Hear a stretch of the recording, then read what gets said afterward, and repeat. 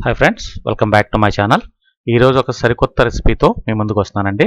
అదే form కోడితో curry ఎలా prepare చేసుకోవాలో మీకు ఇప్పుడు చేసి చూపిస్తాను. ఇది రైస్లోకి, చపాతీలోకి, రోటీలోకి చాలా చాలా బాగుంటుందండి. అలాగే రుచిలో కూడా నాటుకోడికి ఏ విధంగా తీసిపోతుంది అనమాట. అంత టేస్టీగా ఉంటుంది. మనం వండే విధానం కరెక్ట్గా వండుకుంటే చాలా అద్భుతమైన రుచి అనమాట. ఇది చక్కగా రైస్లోకి అయితే చాలా చాలా బాగుంటుందండి. వీడియోని ఎక్కడ స్కిప్ చేయకుండా చివరి వరకు చూడండి. మీలో ఎవరైతే నా ఛానల్ ఫస్ట్ టైం చూస్తున్నారో లైక్ చేయండి, సబ్స్క్రైబ్ చేయండి.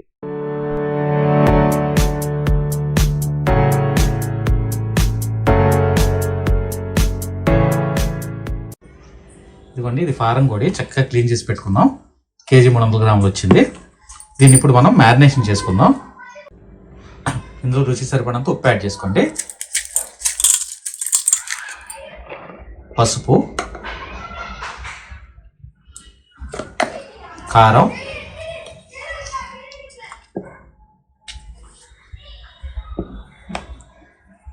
ఆయిల్.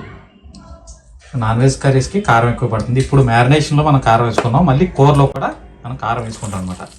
దీన్ని చక్కగా కలుపుకోవాలి.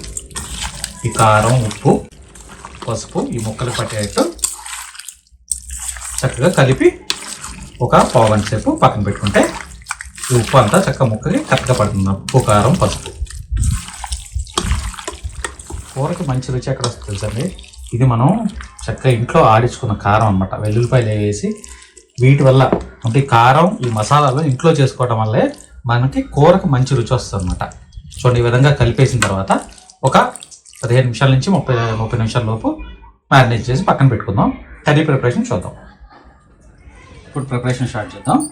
ముందుగా స్టవ్ మీద ఒక కడాయి పెట్టుకుని ఈ కడాయిలో ఆయిల్ పోసుకుందాం. నాన్ వెజ్ రెసిపీలోకి ఆయిల్ ఎక్కువ పడుతుంది. ఈ ఆయిల్ వేడెక్కిన తర్వాత ఇప్పుడు ఇందులో జీలకర్ర యాడ్ చేసుకుందాం. చెక్క, లవంగ మొగ్గ, యాలక్కాయ అన్నమాట. ఇవి ఒక 3 సెకండ్లు వేగిన తర్వాత ఉల్లిపాయలు వేసుకుందాం. ఇప్పుడు ఉల్లిపాయలు వేసుకున్నాం అన్నమాట.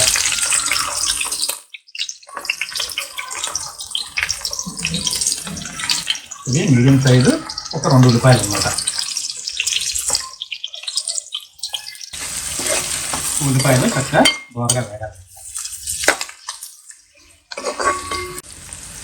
ఒక ఇంచు ఇది కొద్దిగా సాల్ట్ వేసుకుంటే ఉల్లిపాయలు తొందరగా వేగుతాయి అన్నమాట. ఇది చక్కగా వేగాలన్నమాట.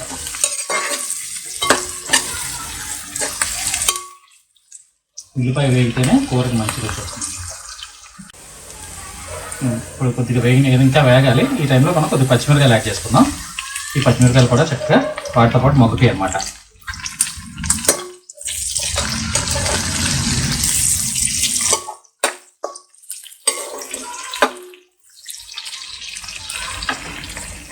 చూడండి, ఉల్లిపాయలు చక్కగా వేగిపోయినాయి కదా.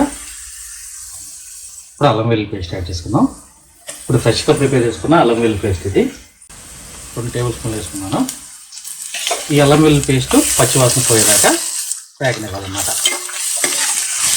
ఉల్లిపాయలు ఎంత వేగితే అంత రుచి అన్నమాట. అలాగే మనకి గ్రేవీ కూడా వస్తుంది అన్నమాట కూరలో.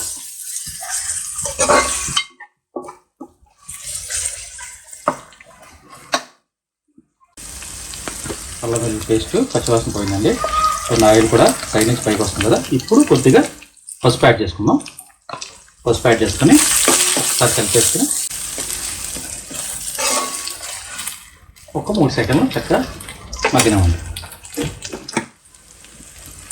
ఇదిగోండి, మ్యారినేషన్ చేసిన చికెన్ని ఇందులో వేసేసుకున్నాం. మిశ్రమాన్ని చక్కగా కలిపేసుకోవాలన్నమాట. కర్రీ చాలా బాగుంటుందండి. ఇది రైస్లోకి, అలాగే చపాతీలోకి, రోటీలోకి, దేనికైనా చాలా బాగుంటుంది అన్నమాట. ఫారం కోడి కర్రీ అన్నమాట. మా స్టైల్లో ఎలా ప్రిపేర్ చేసుకున్నాం అన్నది ఈరోజు మీకు చేసి చూపిస్తాను. ఈ వీడియో చూసి చక్కగా ఎలా ఉందో మీ సజెషన్స్ ఏమైనా ఉంటే మాకు తెలియపరచండి కామెంట్ సెక్షన్లో. ఏమైనా రిక్వెస్ట్ కావాలా, ఏమైనా కర్రీస్ కావాలి చేసి పెట్టినాను కూడా మీరు చెప్తే ఆ రెసిపీస్ మీకు చేసి చూపించడానికి నేను ట్రై చేస్తాను అన్నమాట. చక్కగా కలిపేసుకున్నాం కదా. దీన్ని మూత పెట్టేసి ఒక 10 నిమిషాలు చక్కగా మధ్య మధ్యలో మూత తీసుకుని కలుపుకుంటూ ఇందులో ఉన్న ఆ ముక్కలో ఉన్న వాటర్ అంతా డ్రైన్ అయిపోయి చక్కగా ఆయిల్ పక్క నుంచి పైకి వచ్చే వరకు కుక్ చేసుకోవాలన్నమాట. మధ్య మధ్యలో మూత తీసి మనం ఒకసారి కలుపుకుంటూ ఉండాలన్నమాట.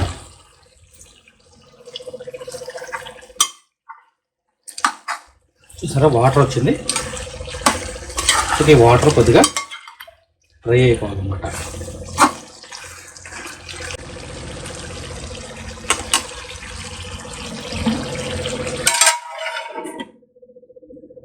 Five minutes later. చూడండి ఆయిల్ చక్కగా పైకి వస్తుంది కదా, అంటే ముక్క చక్కగా మనకు కుక్ అయిందన్నమాట. ఇందుకు మనం ఉప్పు కారాలు అడ్జస్ట్ చేసుకుని వేసుకోవాలన్నమాట. రుచి సరిపడినంత ఉప్పు, అంటే ఇందాక ఉప్పు వేసుకున్న మ్యారినేషన్లో ఇప్పుడు కూడా చూసి వేసుకోవాలి, ఎందుకంటే కష్టం అయిపోతుంది. లేకపోతే ఉప్పు తక్కువైనా పర్వాలేదు కానీ ఎక్కువ మాత్రం కాకూడదు. కారం వేసుకుని నేను ఒకసారి కలిపేసుకుని అప్పుడు మనం ఇందులో వాటర్ యాడ్ చేసుకున్నాం. కలుపుగా కనబడుతుందో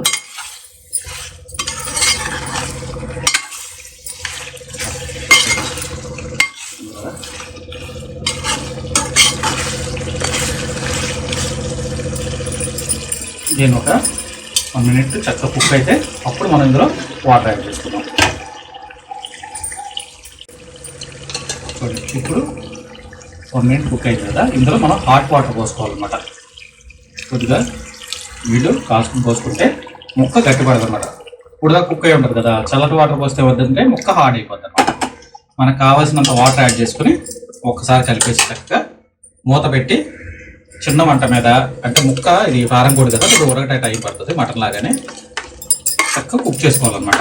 మధ్య మధ్యలో మూత తీసి కలుపుకుంటూ మనం చూసుకోవాలన్నమాట.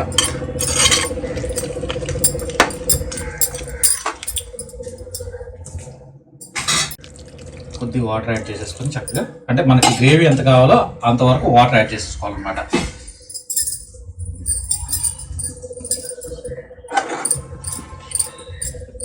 ఒకసారి చక్కగా కలిపేసుకుని మూత పెట్టేసుకుని కుక్ అవ్వమన్నమాట చిన్న మంట మీద. కొన్ని మధ్య మధ్యలో చక్కగా తీసుకుని కలుపుకుంటూ ఉంటుంది. ఒకసారి దీన్ని కలిపేసుకున్నాం చూడండి, చక్కగా ఉడుకుతుంది కదా. చక్కగా ముక్కని అటు ఇటు కలుపుకుని అందులో గుడ్లు, కారం గుడ్లు ఉంటాయి కదా గుడ్లు, ఆ గుడ్లు అందులో మన మధ్యలో యాడ్ చేసుకుంటే కుక్ అవుతాయి అన్నమాట పగిలిపోకుండా. లివర్ కూడా మధ్యలో వేసేసుకుంటే మనకు సరిపోతుంది అన్నమాట. ఉప్పు గట్టిగా కదపకుండా జస్ట్ ఊరిని అలానే మూత పెట్టేసి మనం చిన్న మంట మీద కుక్ చేసేసుకున్నాం అన్నమాట.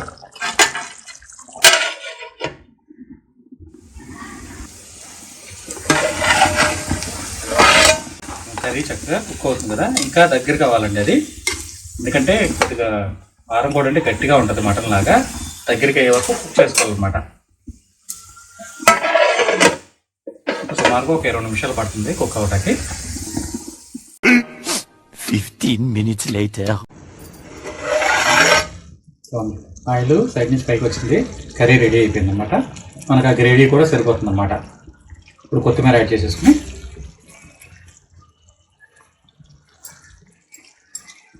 స్టవ్ ఆఫ్ చేసేసుకున్నాం. అంతే, మన కర్రీ చికెన్ కర్రీ రెడీ అయిపోయింది అనమాట. 5 నిమిషాలు మాట్లాడితే ఫ్లేవర్ అంతా దానిలో ఉండిపోద్ది. చక్కగా కన్సిస్టెన్సీ సరిపోతుంది మనకు. రైస్లోకి మాత్రం చాలా చాలా బాగుంటుంది ఫ్రెండ్స్. చక్కగా కుక్ అయిందా కర్రీ, సూపర్ కదా, చాలా బాగా వచ్చింది.